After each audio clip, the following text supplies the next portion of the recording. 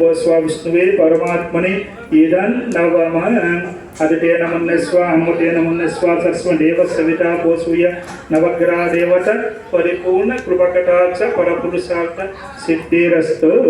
ಈಗ ವಿಶೇಷವಾಗಿ ಮೊದಲಿಗೆ ಗಣಪತಿ ಹೋಮ ಗಣಹೋಮ ಆದಮೇಲೆ ವಿಶೇಷವಾಗಿ ನವಗ್ರಹ ಮೃತ್ಯುಂಜಯ ಹೋಮ, ಈಗ ವಿಶೇಷವಾಗಿ ಆ ಗೌರಿ ದೇವಿ ಹೋಮ ಮಾಡೋಣ. ಗೌರಿ ದೇವಿ ಪ್ರಾರ್ಥನೆ ಮಾಡಿಕೊಂಡು ಬಟ್ಟರ ಅರಳನ್ನು ಮಾತ್ರ ಆಗ್ತದೆ.